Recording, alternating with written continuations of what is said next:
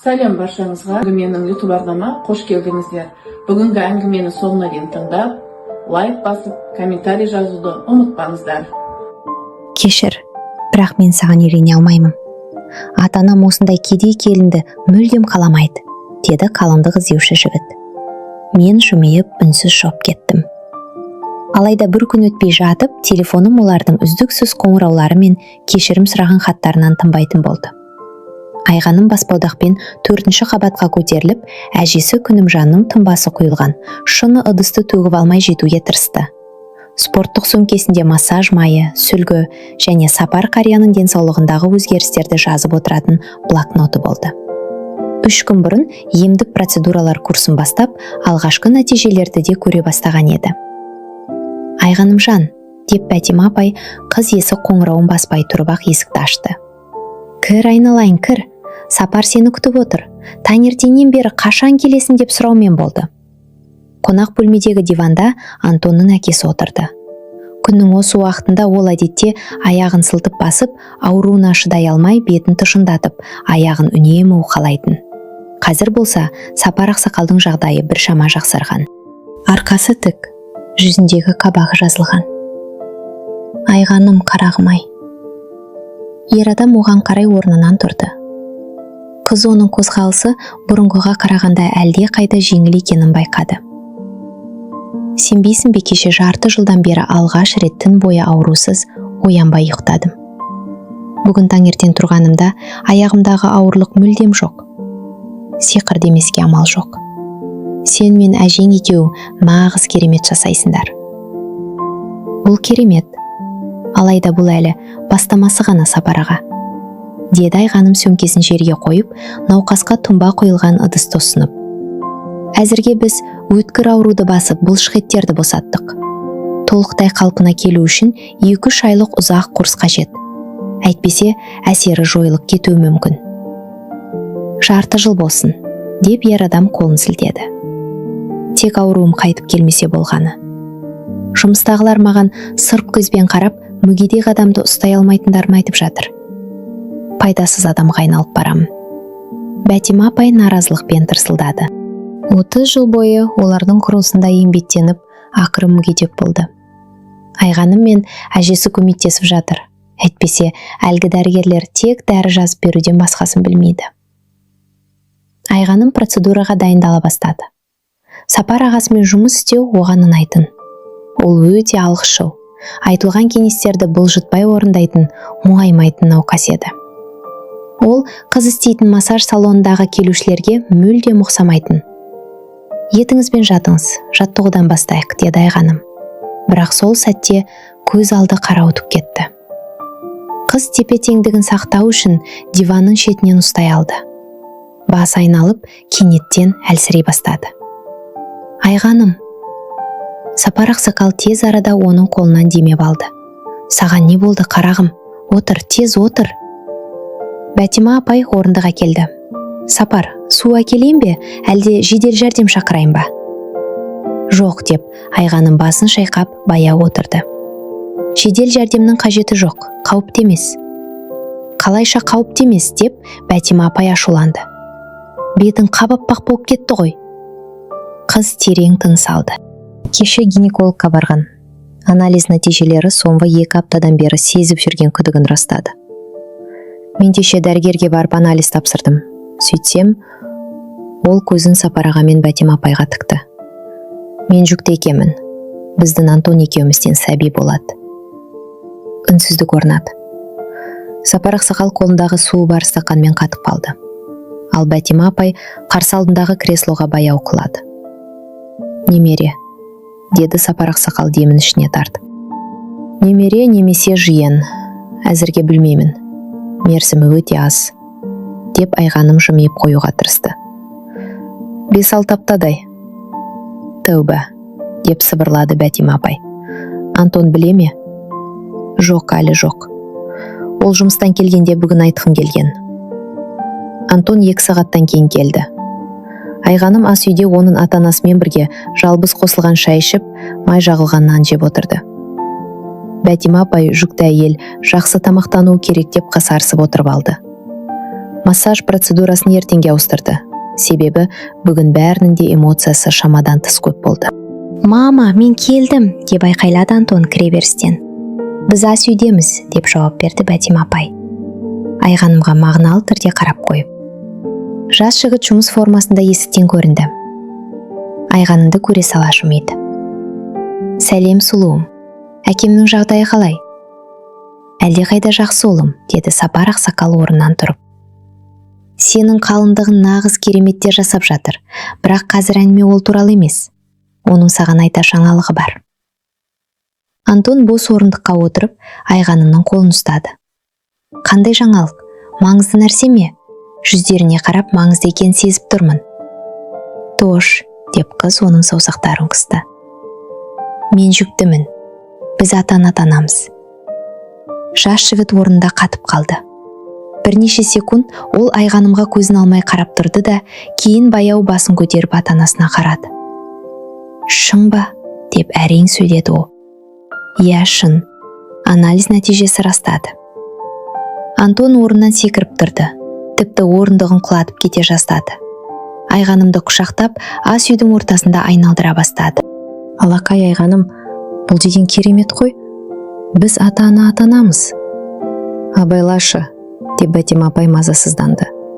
«Оның токсикозы енді ғана басталды ғой. Бас айналып жүр». Бірақ әйелдің көзінен Айғаным бір күдікті нәрсені байқады.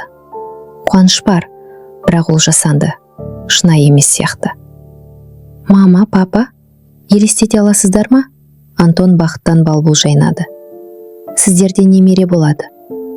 Қалай болғанда да үйлену тойы туралы ойланатын уақыт жетті. Баламның некесіз туғанын қаламаймын». Сол сәтте Сапар ақсақал мен Бәтима апай өзара көзқарас алмасты. Олардың арасында Айғаным түсінбейтін, бірақ жамандық сезілетін бірдеңе өтті. «Әрине ұлым», деді әйел кідірістен кейін. «Бәрі өз ретімен болу керек. Тек бұл тым кенеттен болған жаңалық қой. Бәрін ойластырып, дайындалу керек. Ойланатын не бар? Неке сарайына барып өтініш береміз. Бір айдан соң неке қиямыз. Қарапайым, бірақ әдемі болады. Солай емес пе, Айғаным жан?» Айғаным басын изеді. Дегенмен ата-анасының мінез-құлқы оны ойландырып қойды.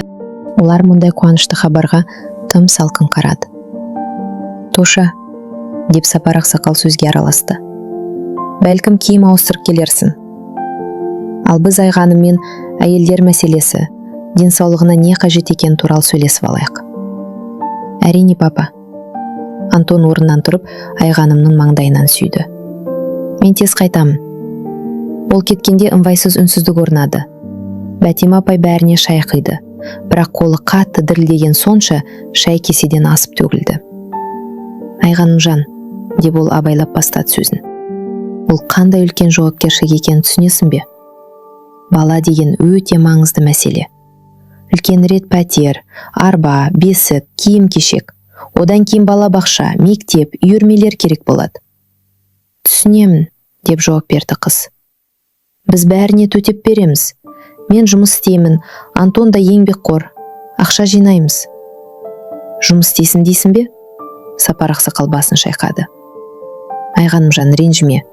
Бірақ массаж салонындағы табыс тұрақты емес, ал декреттік жәрдемақы тиын-тебен ғана». «Менде жеке клиенттерім бар. Әрі остеопатияны оқып жатырмын. Одан жақсы табыс түседі». Әрине, деп Бәтима апай асығыс келісті. «Біз күмәнданбаймыз. Тек біздің өзімізде де қазір қиындықтар бар. Сапар жұмыстан шығып қалуы мүмкін. Менің жалақым аз. Көмектесуге шамамыз жетпейді». «Мен көмек сұрап жатқан жоқпын», деп Айғаным кесіп айтты. «Біз өз баламызды өзіміз өсіреміз. Антон екеуміз бірге». «Ашуланба», деп Сапар ақсақал қолын көтерді. «Біз жай ғана өмірдің түбегейлі өзгеретінін, Антонға да мұны сезінуге уақыт керек екенін айтқымыз келеді». Оның даусындағы бірдеңе Айғанымды ширықтырып жіберді. Әңгіменің басқа арнаға бұрылып бара жатқанын сезді. Бірақ олардың не меңзеп тұрғанын түсінбеді. «Неге уақыт?» деп сұрады ол. Антонның ата-анасы тағы да өзара қарасты. Келесі бірнеше күн қыз бақыттан бас айналып жүрді. Токсикоз әзірге мазалаған жоқ. Массаж салонындағы жұмысы ойдағыдай. әкімші үнемі мақтап жүр. Айғаным жүктілігі туралы басшылыққа қалай айтатынын, декретті жеке тәжірибемен қалай ұштастыратынын іштей жоспарлап қойды. Антонмен сирек кездесетін болды. Ол жеткізу қызметінде қосымша ауысымдарда істеп жүрді. Телефонмен сөйлескенде сәбидің дүниеге келуіне ақша жинағысы келетінін айтты. Бұл Айғанымның жүрегін елжіретті. Ақыры сүйіктісі есейіп, жауапкершілікті сезіне бастады. Тек бір нәрсе қызды мазалады. Антонның ата-анасы процедураларын кенеттен кейінге қалдыра бастады. Сапар ақсақал жұмыстан кешігіп жатыр дейді. Бәтима апайдың шұғыл шаруалары шығып қалады. Айғаным әр жолы ыңғайлы уақыт ұсынады. Бірақ олар үнемі бос емеспіз, өзіміз хабарласамыз деп бұлтарып бағады.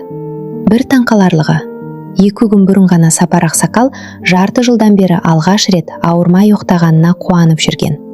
Енді емделу олар үшін маңызды болмай қалды. Мүмкін олар сенің жүкті екеніңді ыңғайсыз көретін шығар, деп жолдасы Ләйла ойын айтты.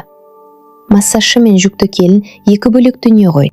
Бірақ мен көмектесіп жатырмын ғой, деді қыз кезекті клиенттің мойнын уқалап. Менің жағдайым еннің сапасына әсер еткен жоқ қой. Білесің бе, қайын атамның белін емдегенде ол да басында қарсыласқан еді. Келінінің алдында жартылай жалаңаш жүруге ыңғайсызданамын дейтін, деді Айғаным. Ол Сапар ақсақалдың ауруы қайта оралғанда емді жалғастыруды өзі сұрайтынын біліп, бұл мәселеге онша мән бермеуді жөн көрді. 3 күндік процедура теңізге тамызған тамшыда екенін, қолдаушы терапиясыз аурудың қайта қозатынын ол жақсы түсінетін. Сенбі күні олар Антон мен Айғанымның үйіне жақын маңдағы шағын дәмханада кездесті. Ағаш үстелдері мен орындықтарына жабылған жамылғылары бар жайлы орын еді.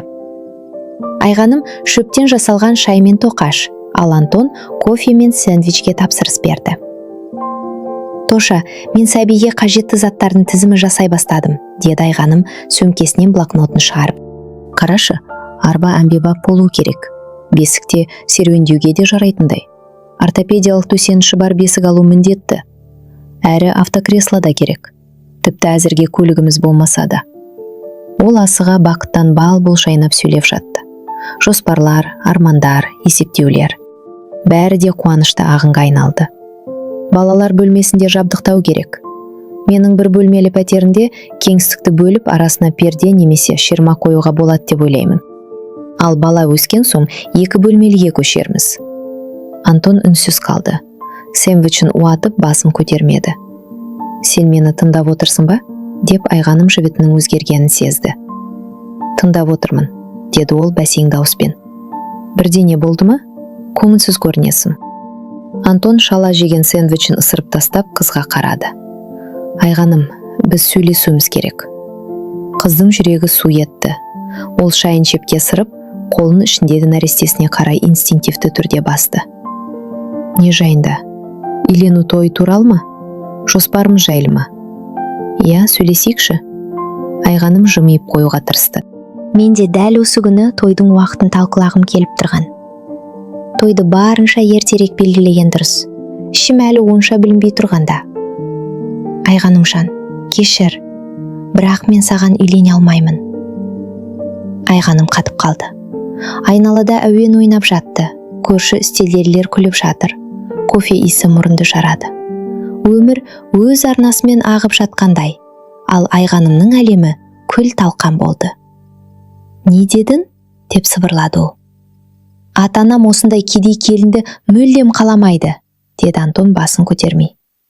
Олар біздің тең емес екенімізді айтады. Мен бай емеспін, сенің де жыған тергенің шамалы. Біз өмірге бейімделген ауқаттырақ жандарды іздеуіміз керек. Айғаным оған сенерін білмей қарап қалды. 3 жыл бойы кездесіп, барын берген, қамқор болған адам қазір ата-анасының сөзін жаттаған сабақтай қайталап тұр. Сонымен олардың айтқанына келсесің бе? Мен... Ол ақыры көзін көтерді. Түсінші, бұл қиын жағдай. Баланың алиментін төлеймін, бірақ үйлену... Түсінікті, деді Айғаным баяу ғана орнынан тұрып. Сол күннен бастап телефон үздіксіз шырылдады. Бірақ Айғаным жауап беруді жөн көрмеді. Жүктілік туралы кітап оқыды. Апталық жоспар құрды, кешкі ас дайындады. Бәрі де әдеттегі тірлік. Оған болған жайтты ұмытуға көмектесті. Іштей бір бостық орнады. Ашу да, реніш те емес. Жай ғана немқұрайлылық. Бәріне сырттай қарап тұрғандай сезінді. Қоңыраулар түн ортасына қарай тоқтады. Бірақ ертесіне қайта басталды. Басында Сапар ақсақал хабарласты. Айғаным жан, қарағым, неде бұлай істейсің? Жеке мәселені іскерлікпен араластырмау керек қой. Оның үстіне бұл денсаулыққа қатысты. Аяғым тағы сықырай бастады. Дұрыс жүре алмай қалдым. Уәделескенімізде емді жалғастырайықшы? Жоқ, деп Айғаным сабырлы жауап берді. Кешіріңіз Сапар аға. Бірақ мен сіздермен енді жұмыс істемеймін. Неде? Нәтижесін көрдің ғой. Жарты жылдан бері алғаш рет жеңілдеп едім. Нәтиже болғаны рас, бірақ қазір оның маңызы жоқ. Біздің қарым-қатынасымыз аяқталды. Тыңдашы, мәселе ақшада болса. Ақшада емес, деп Айғаным сөзін бөліп тастады. Мәселе принципте. Емханадағы мамандарға қаралыңыз, сау болыңыз. Жарты сағаттан кейін тағы да телефон шылдады. Бұл жолы Бәтима апа еді. Даусынан оның ашулы екені байқалады. Айғаным, еркелегеніңді қой. Балаша қылық шармашы. Егер бала үшін осындай көрініс ұйымдастырып жатсан айтайын, біз одан бас тартқан жоқпыз. Антон алимент төлейді дедік қой. Сапардың қиналып жатқанын қалай түсінбейсің?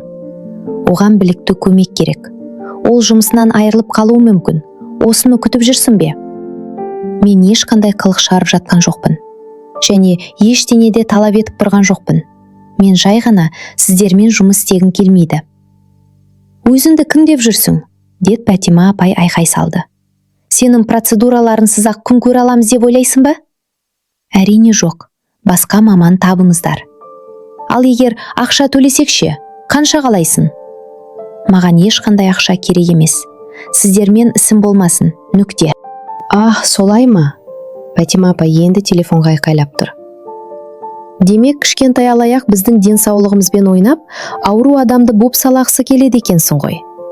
Сенсіз ақ күнімізді көреміз. Айғаным балағат сөздер ағынын үнсіз тыңдады. Нағыз дәрігерлерді тауып, емді одан да жақсы нәтижемен аламыз. Ал сенің өз бетіңше істеген дүнием бір тиынға да тұрмайды. Онда мәселе неде?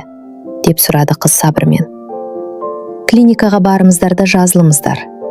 Мәселе сенің сұрқиялығында, деп айғайлады Бәтима апай. Адамның ауруымен ойнап, шантаж жасайсың. Көмектесе алатыныңды біле тұра, өшігіп жатырсың. Мұндай істер үшін Алланың жазасы болады. Жүктілігінің қалай өтетінін әлі көре жатармыз. Айғанымның жүрегі су етті, бірақ даусы сабырлы қалпында қалды. Сау болыңыз Бәтима апай. Телефонды қоя сала, қыз жағымсыз туысын блокқа тықты. Содан соң Сапар аға мен Антонның нөмірлерінде қара тізімге енгізді. Тынышталу үшін әжесі Күнімжанға қоңырау шалып, болған жайтты айтып берді.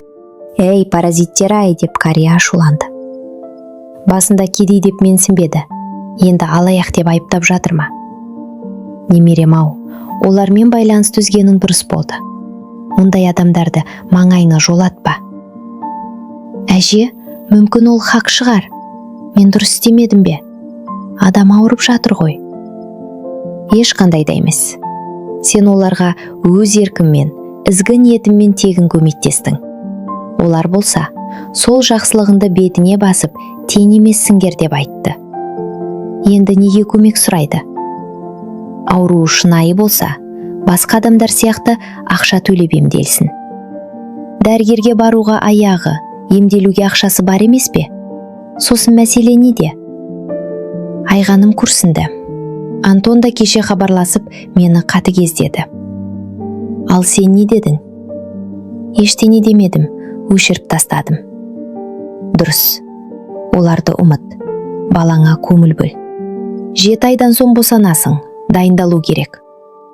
Маған көшіп кел. Мұнда ауа да таза, орын да көп. Рахмет әже. Әзірге жұмыс істейін. Босануға және баланың затына ақша керек. Әрине, істей бер. Декрет аяғында маған келесің. Аудандық ауруханада босанасың. Дәрігерлері жақсы, сенімді. Әжесімен сөйлескен соң жан дүниесі тыныштала түсті. 7 айдан кейін Айғаным қолына қызын алды.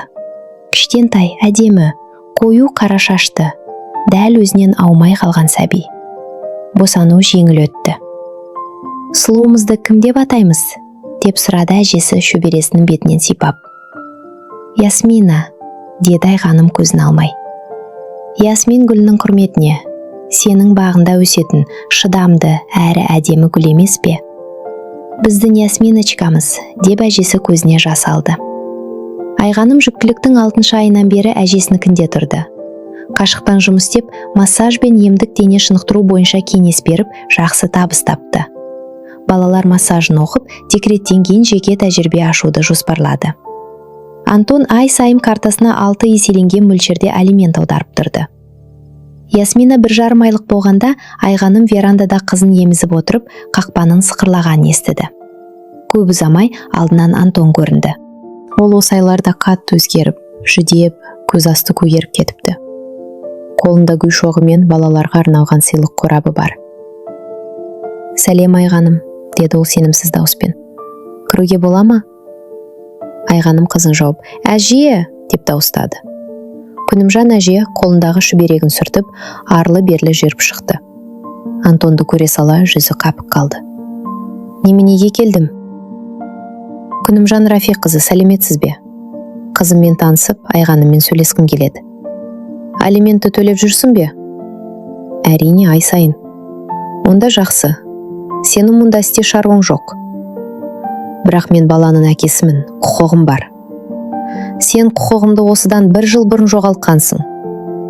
Отау құрып, адал жар атанып, шаңырағыңды шайқалтпай ұстайтын уақытында олай істемедім, деп Күнімжан әже сөзін кесіп бастады. Ал қазіргі құқығым 18 жасқа толғанға дейін алимент төлеу. Болды, басқа ештеңе емес. Айғаным бәрін үнсіз бақылап тұрды. Ясмина анасының құшағында қонақтың келгенімен шаруасы болмай, тәтті ұйқыда жатты. Айғанымжан, деп Антон әжесін айналып өтпек болды. Сөйлесекші, қателессем кешір, бәрін түзеткім келеді. Кеш, деді Айғаным сабырмен, тым кеш. Екеміз бәрін басынан бастасақ қайтеді? Мен үйленуге дайынмын, қызыма қамқор әке боламын. Ал атанан кедейкенді қабылдауға дайын ба? Деп Айғаным мысқылмен жымиды. Антон іркіліп қалды. Атанам, ола қателескендерін түсінді. Әкем әлі күнге дейін аяғының ауруынан жапа шегуде. Сенде көмектесе алатын ешкімді таба алмады. Ах, солай ма? Деп қария сөзге араласты. Демек әлгі ақсағын қайтадан сырқырап, менің немерем естеріне түсті ме? Тек одан емес, деп Антон асыл сақталды. Мен сағындым, Айғанымды жақсы көремін. Сенің махаббатың бір түрлі екен. 1 жыл бұрын да жақсы көретінсің, бірақ үйленуге болмады дедің. Тастап кеттің. Енді қайтадан жақсы көрем дейсің. Ал ертең не болады? Айғанымжан, мен өзгердім. Мүмкін өзгерген шығарсың, деп Айғаным басын изеді. Бірақ маған бәрібір. Мен де өзгердім. Ақылдырақ, бақыттырақ болдым. Ол қызына, сосын әжесіне, айналасындағы баққа қарады. Мұнда оның тыныш, жоспарлы, келешегі айқын өмірі бар еді. Антон, алимент үшін рахмет. Оны төлей бер. Бірақ одан басқа бізге сенен ештеңе керек емес. Бірақ қызым махаббат пен қамқорлықта өсу керек қой. Уайымдама. Оның анасы мен әжесі бар. Бұл жеткілікті. Жас жігіт бұй шоғын ұстаған күйі не айтарын білмей тұрып қалды. Енді жоғау, деді Күнімжан әже қабағын түйіп. Басқа мұнда келуші болма. Сенімен сөйлесуден шаршадым. Қария күзетші иттей Антон мен Айғанымның ортасына тұра қалды. Жақсылықпен сұрағанда кет. Антон біраз тұрып, кейін гүл шоғымен сыйлықты баспалдаққа қойып, қақпаға қарай беттеді. Айғаным, егер райыңнан қайтсаң? Райымнан қайтпаймын, деп жауап берді ол қызының маңдайынан нәзік сүйіп. Көлік орнынан қозғалды. Күнімжан әже гүл мен сыйлықты көтеріп үйге кірді. Гүлді вазаға салам, ал қорапты тексеремін. Ойыншығы дұрыс болса қалдырамыз. Егер түкке тұрғысыз болса, көршінің қызына береміз. Айғаным күліп жіберді. Оның күлкісінде жеңілдік, қуаныш және ертеңгі күнге деген нық сенім бар еді. Әже, Ясминаның мінезі дәл өзіне тартқан. Құдайға шүкір, деп Тария ризашылықпен жауап берді. Бойында қайраты болсын. Онсыз да омыртқасыз еркектер көбейіп кетті ғой. Кешке Айғаным верандада отырып, балалар массажы бойынша жаңа онлайн курстың үстінде жұмыс істеді. Ясмина арбада тыныш ұйықтап жатты. Әжесі кітап оқып отырды. Тыныштық, тыныштық. Бәрі де өз орнымен келе жатқандай сезім. Өмір енді ғана басталғандай, әрі Айғаным оны өзі қалағандай етіп жасайды. Өзгелердің пікіріне қарамастан, ар-ұжданымен ымыраға келмей, адал, әділ және бақытты жолмен.